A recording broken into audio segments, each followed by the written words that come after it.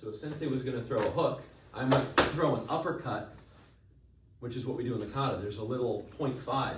If he's taking the arc, instead of just, when he comes in with that punch, instead of just here for the block, I'm going to meet him before I come over for the block. You're riding them in. So when they're expecting to stop, they get a little of this, which then they're walking into that hit and rotation. Kata is palms up, palms down, palms up. Kata. It's deflection instead of blocking. Blocking is you're coming with force and I'm going to cut across with force. And it's successful, but it requires a little more effort than deflecting is a riding backness. Because I roll, your energy is just being redirected instead of cut across. Does that make sense? Yes, it's a little more sophisticated of a way of interacting with the force.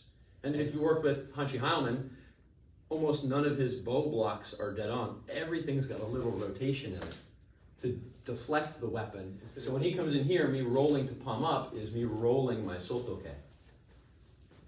And then me rolling down is the clearing. And as that one's going down, this one's going out. And then I come in, and then I press down. But maybe I'll just put a little of Sensei's attention there before I worry about, so it's there before I come into my Nikkyo. Or maybe it's, if he's doing that, maybe I'm going to hit the leg as I'm coming over for Nikkyo.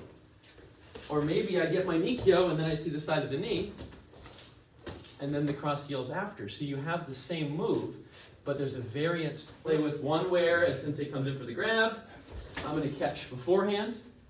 Play with one where Sensei stepped and he already got the grab. Okay, so maybe as I'm coming off center, and you can do this as you step off line too. If you don't just want to stay in here and smile and say, don't punch me in the face, and do the cross heel, you can be taking yourself offline. Same thing here. This hand comes up with my step. The step happens with the cross heel. And then the foot coming down is my Nikkyo. I'm going a little past Nikkyo. Because Nikkyo would be pinky towards the center this way. A little bit different of a lock. But you have both options where if I over-rotate, fine, it just becomes an elbow lock instead of Nikkyo.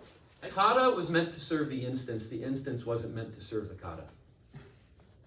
Don't feel like because the person is here, I can't go, wait, attacker, can you stand up more? This is supposed to go in your solar plexus. This wasn't supposed to go to your chin. No, if I buckle Sensei a little bit with this shuto here, and I do this grab and control, if the elbow's there, put the elbow there. But then you've got to change, the kata has to change to the circumstance. I'm not going to do this. There's no head. I'm going to do that rip on the bridge of his nose. Rip through it. What if all your blocks are really hits? And now if they put something up, okay, it works as a block. So instead of going block, poke to the eye. Instead of saying a second punch comes because I blocked, I did nothing about it, and then a second punch came in.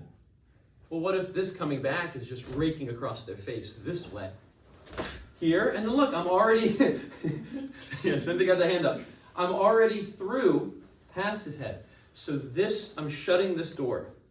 Here's the hinges, here's the door frame, here's the door. That, taking his face that way. And it can be hit right back into this, or it can be that right into the elbow, right into the back.